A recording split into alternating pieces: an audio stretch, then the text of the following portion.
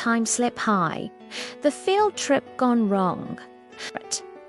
The morning sun blazed over Jefferson High School, buzzing students, and yellow school buses lined up by the sidewalk. One of those buses carried a restless group of juniors on their way to the Natural History Museum. Mike, 16 years old, slim build, messy dark brown hair, grey hoodie, dark jeans, black sneakers, curious but restless eyes, stared out the window. He was the quiet one, always watching, rarely speaking.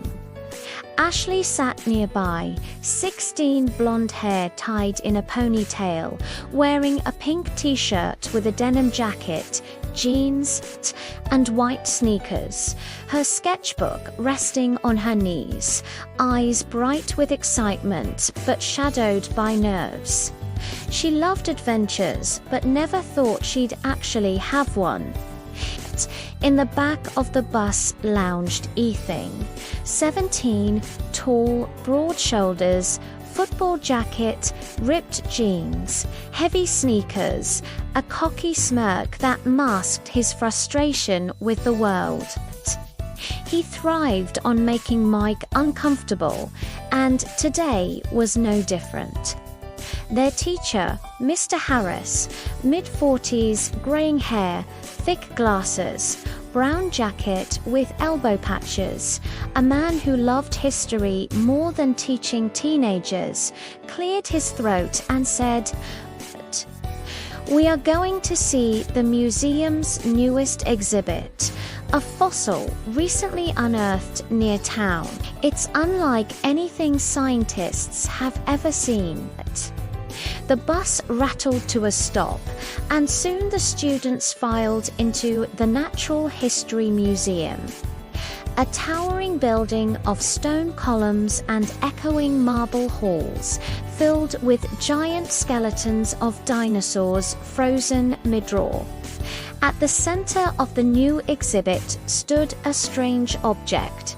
Not a fossil, not a bone, but a stone device covered in glowing, faintly pulsing patterns, surrounded by warning signs and velvet ropes. Mike felt his chest tighten as the patterns shifted when he walked closer. Ashely clutched his arm, whispering, "It's moving." Ethan snorted, "It's a rock. You two are just jumpy." He reached over the rope and touched it. The patterns flared. A deep hum rattled the glass cases. The air turned thick. Before anyone could react, the device exploded with light, and the entire room seemed to twist inside out. When the students opened their eyes, the marble floor was gone. They stood in a clearing, surrounded by towering ferns, trees as tall as buildings, thick humid air buzzing with insects the size of birds.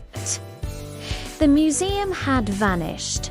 The school bus sat crooked on the muddy ground, steam rising from its hood.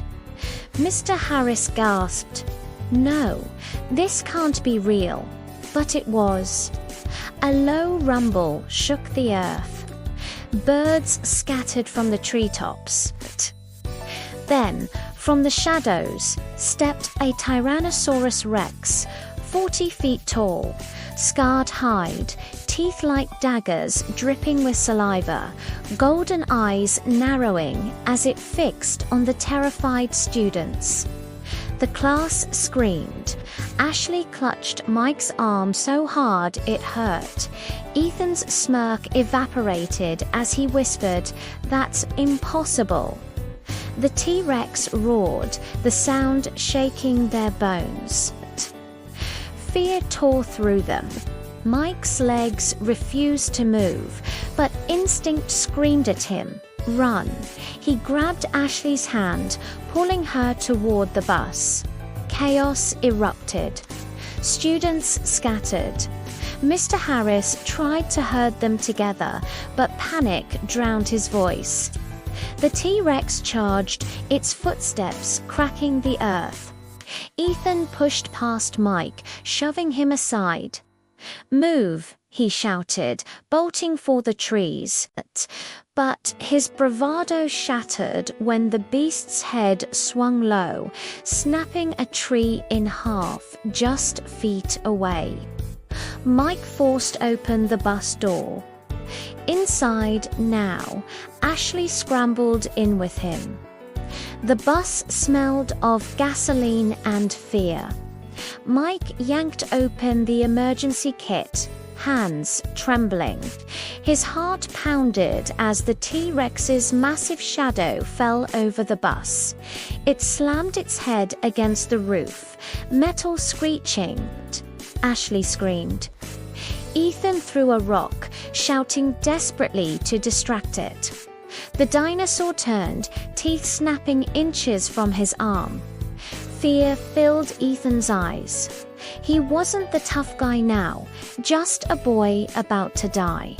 Mike's chest burned with terror, but something deeper pushed him forward. He grabbed a lit road flare from the kit, the fire spitting red sparks, and leaped from the bus. His legs shook as he waved it, screaming, "Over here!" The T-Rex turned, its golden eye locking on him. Its breath was hot, sour with blood. Ashely sobbed inside the bus. Ethan stared, frozen. Mike's voice cracked as he yelled again, shoving the flare toward the monster's face. For a moment, it hesitated, nostrils flaring at the fire. Then it roared, snapping its jaws shut just feet from him. Suddenly, the stone device in the mud near the bus pulsed again. Its symbols blazed with light. A vortex of energy whipped around them, pulling leaves, rocks, even the T-Rex's roar into its spiral. Ashely screamed Mike's name. Ethan dove to the ground. Mike held his breath as the flare slipped from his hand. And then silence. The students opened their eyes to find themselves back in the museum hall. The bus sat crooked against a marble wall, its tires smoking. The stone device lay cracked, its patterns fading. The T-Rex was gone. Mr. Harris dropped to his knees, gasping. Ashely clutched Mike, her face wet with tears. Ethan sat slumped against the wall, shaking, his bravado broken. Mike stared at the device, heart still hammering. For a moment, he swore it pulsed faintly in time with his own heartbeat. They had seen the impossible, lived the unthinkable, but deep inside, they all knew the past wasn't done with them.